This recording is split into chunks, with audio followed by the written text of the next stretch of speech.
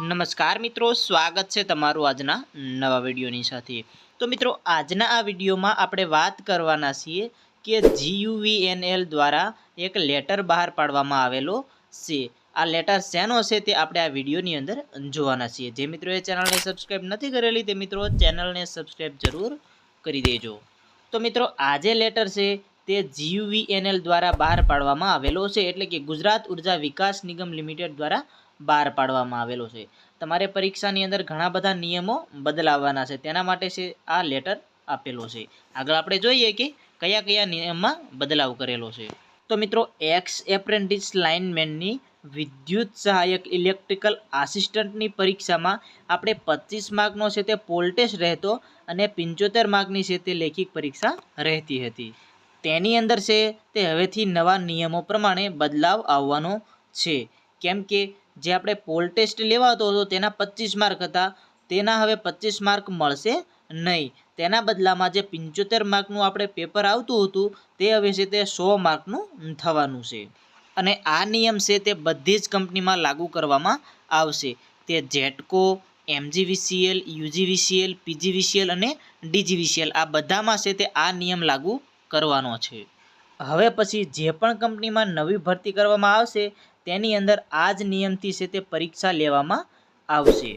આની અંદર જોઈએ તો PGVCLના જે મિત્રો છે તેને થોડું કન્ફ્યુઝન હશે, કેમ કે તે લોકોનું છે તે પોલ ટેસ્ટ લેવાઈ ગયો છે, તે લોકોને માત્ર લેખિત પરીક્ષા જ બાકી છે।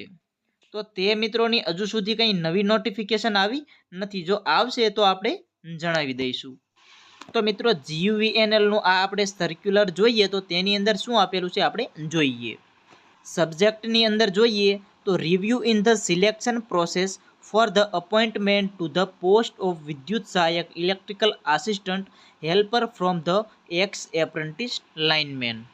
તો મિત્રો આ લેટરની અંદર દર્શાવેલું છે કે તમારે બે ટાઈપની ટેસ્ટ આવશે, એટલે કે એક તમારી ફિઝિકલ ફિટનેસ ટેસ્ટ અને બીજી છે રિટન ટેસ્ટ। એટલે કે ફિઝિકલ ફિટનેસ એટલે તમારો પોલ ક્લાઇમ્બિંગ અને રિટન ટેસ્ટ એટલે કે તમારી લેખિત પરીક્ષા। તો મિત્રો પોલ ક્લાઇમ્બિંગમાં હવે તમારે છે તે ટોટલ 50 સેકન્ડની અંદર પોલ ચડવાનો રહેશે, જે પોલ તમારે 6 મીટરનો હોય છે। 50 સેકન્ડની અંદર તમારે ચડવાનો રહેશે। 50 સેકન્ડથી વધારે થશે તો તમારું ક્વોલિફિકેશન લેખિત પરીક્ષા માટે નહીં થાય। આની અંદર ફાયદો પણ છે અને ગેરફાયદો પણ છે।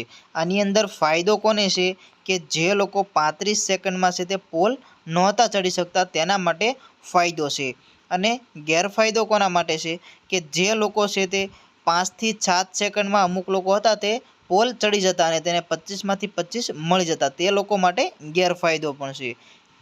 અને પછી આગળ જોઈએ લેખિત પરીક્ષાની અંદર, તો પહેલાં જે છે તે લેખિત પરીક્ષાની અંદર તમારે 75 માર્કનું પેપર આવતું હતું, તેના બદલામાં હવે છે તે તમારે 100 માર્કનું પેપર આપવાનું રહેશે। સમય મર્યાદા છે તે હજુ નક્કી નથી થઈ, તે પણ આવશે એટલે તે પણ જણાવી દઈશું। અત્યારે માત્ર એવું કહેવામાં આવેલું છે કે તમારે 75ના બદલે 100 માર્કનું પેપર રહેશે, અને તમારે પાસ થવા માટે છે તે 35 માર્કની જરૂર રહેશે। અહીંયા તમને મેન્શન પણ કરેલું છે કે 35 માર્ક છે તે તમારે પાસિંગ માર્ક ગણાશે। અહીંયા તમે લેટરની અંદર પણ જોઈ શકો છો કે પાસિંગ માર્ક માટે તમારે 35 માર્કની જરૂર રહેશે।